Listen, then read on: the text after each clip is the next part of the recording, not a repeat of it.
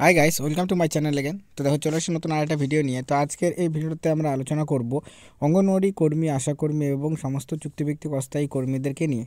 তো তোমাদের বেতন বৃদ্ধি নিয়ে নতুন একটা আপডেট উঠে আসছে, যে আপডেটটা তোমাদের সাথে শেয়ার করব। তো এখানে যে আপডেটটা জানা যাচ্ছে সেটা হচ্ছে যে তোমাদের বেতন বৃদ্ধি আদৌ হবে কি হবে না, এবং হলে কত টাকা হতে পারে।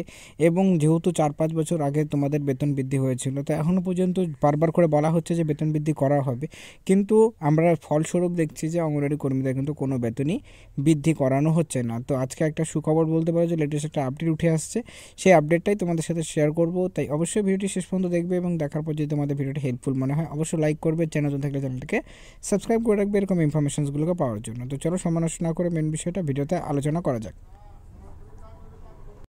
তো দেখো, তোমাদের হচ্ছে কি, এই বছরে মানে 2024-এর মধ্যেই কিন্তু নতুন বেতন কাঠামো তোমাদের আগে জানিয়েছিলাম যে নতুন বেতন কাঠামো তৈরি হতে চলেছে, যেখানে তোমাদের অঙ্গনওয়াড়ি কর্মী, অঙ্গনওয়াড়ি সহায়িকা, যেহেতু কর্মীদের বেতন প্রত্যেকটা রাজ্যতে কিন্তু আলাদা আলাদা করে দেওয়া হচ্ছে।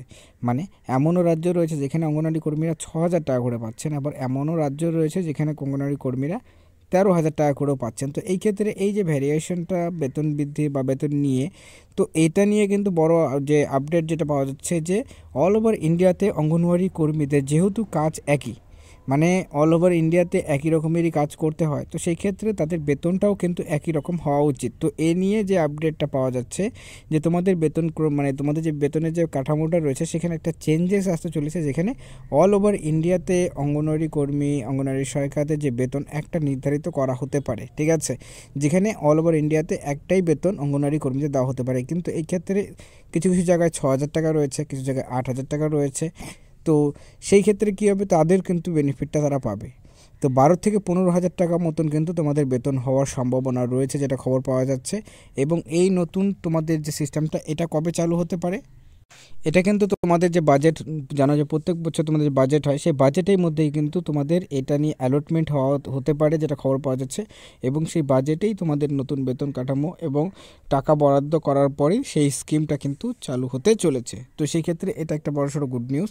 এবং ফেব্রুয়ারি মাসেই নতুন বেতন কাঠামো বলতে বোঝানো যাচ্ছে যে ফেব্রুয়ারি মাসের মধ্যে কিন্তু বেতন কাঠামোর যে তোমাদের সেটা কিন্তু আপডেট তোমরা পেয়ে যেতে চলেছো যে তোমাদের কি অ্যাকচুয়ালিতে হতে চলেছে, ঠিক আছে। কারণ তোমাদের আগেও জানিয়েছিলাম যে অঙ্গনওয়াড়ি কর্মীদের বিভিন্ন রাজ্যে বিভিন্ন রকম করে বেতন দেওয়া হচ্ছে, তো সেক্ষেত্রে সমস্যার সম্মুখীন হতে হচ্ছে। এবং এমনও জায়গা রয়েছে এখানে বিলের টাকা আটকে রাখা হচ্ছে, সেক্ষেত্রে ডিম বা সবজি যেগুলো আছে সেগুলো নিজের পকেট থেকে কিন্তু কিনতে হচ্ছে কর্মীদেরকে। তো সেক্ষেত্রে এই সমস্যাগুলোরও কিন্তু সমস্যার সম্মুখীন হতে হচ্ছে অঙ্গনওয়াড়ি কর্মীদের প্রায়।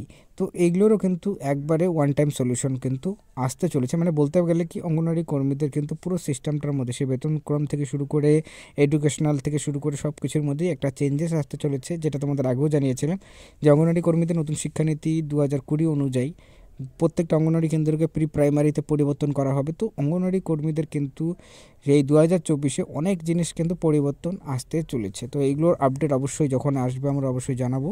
তো আজকে এতটুকুই ছিল এই ভিডিওটিতে। যদি তোমাদের ভিডিওটা হেল্পফুল মনে হয় অবশ্যই লাইক করবে, চ্যানেল নতুন থাকলে চ্যানেলটিকে সাবস্ক্রাইব অবশ্যই করে রাখবে। So thanks for watching my video.